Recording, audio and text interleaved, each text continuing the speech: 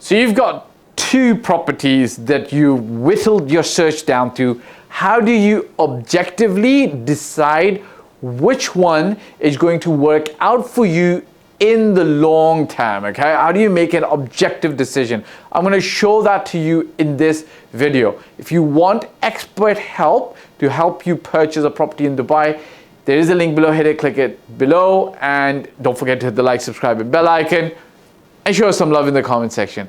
Show real first.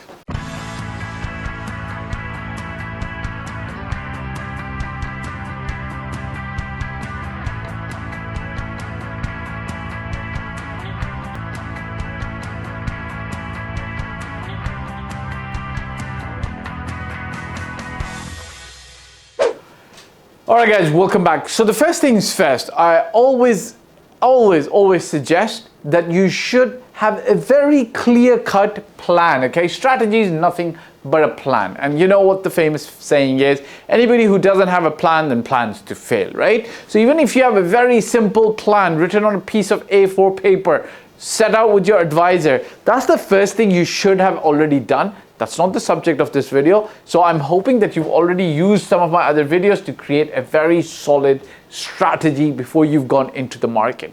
Now, one of the things that you should be doing when you're comparing two different properties, and we like to call it the FDG value matrix, we compare properties on 26 to 27 different variables. I keep adding to the variables as I refine and define the FDG value matrix further and further and further, okay?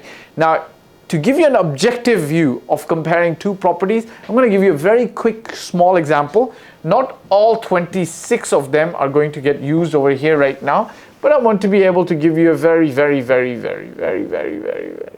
quick example, okay? There you go, okay? So as I said, we look at about 26 to 27 different objective variables.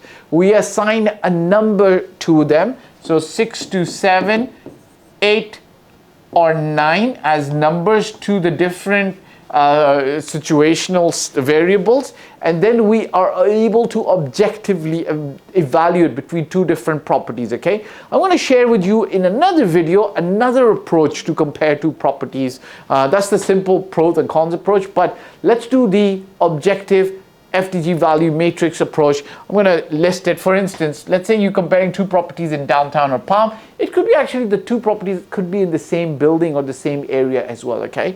But on an objective level, if you're just looking at an investment, price per square foot in the downtown area is going to be from 1,500 to 3,000 and more, whereas in the Palm area, it could be 1,800 to 5,000 dirhams per square foot or more. Now, don't get me wrong, downtown also definitely has 5,000 dirhams per square foot and more properties, but you know, just for argument's sake, let's say the two properties you've narrowed down, whittled down, is between this range, okay? Now, from a location perspective, it's a great location downtown. It's got a little bit of an edge, in my opinion, over the Palm because it's a little bit closer to the airport where you fly in and fly out from, okay? Plus, it's got a few other amenities available other than the Palm that mainly has the beach and water, which is great.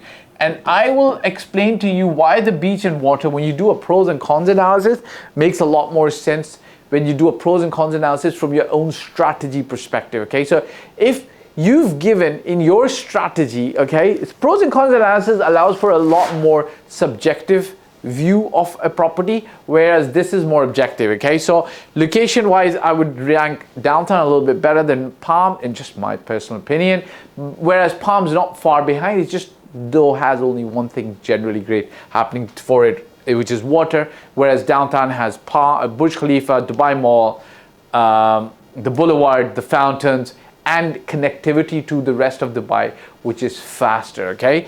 Developer, this is key, okay? Generally speaking, there's Emaar plus. So in the downtown area, there is Emaar as a developer, and then there are other smaller developers, but less so. So 90% of downtown is built cohesively by Emaar, whereas in Palm, it's a lot of individual developers, okay? So you're most likely, if you're considering Palm, you're looking at individual developers Again, individual developers can cause a little bit of a problem sometimes because they might not be keeping themselves up to the same standard that some of the larger developers uphold themselves to, okay? 5 to 10 years in age, 5 to 10 years in age. Again, when we do a pros and cons analysis, that's going to stand out a little bit more. Rent, downtown can actually give you a decent rent. Both are same in terms of comparison because both have their own USPs. Appreciation. Now this is a kicker. Again, linked to the developer, okay? So it's actually development specific. Again, development specific.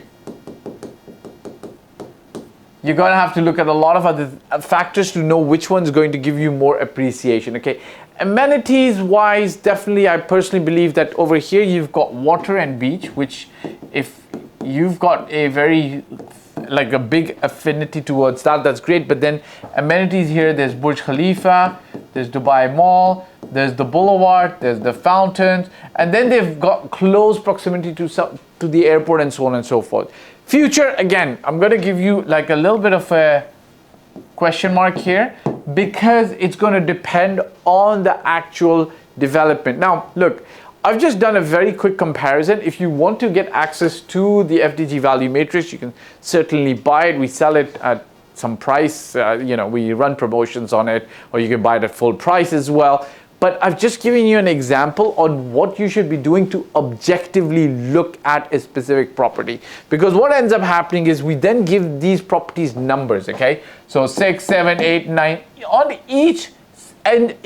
on each different category, we give them a number which then might show you that the total, for example, the total might come to 80 here and let's say 78 here, okay? So from an objective measure, you're going to be able to compare two properties from an objective measure, okay? The next video I do, and I'll share that with you and perhaps my team releases it as well, I'm going to do a pros and cons analysis for you very quickly, short.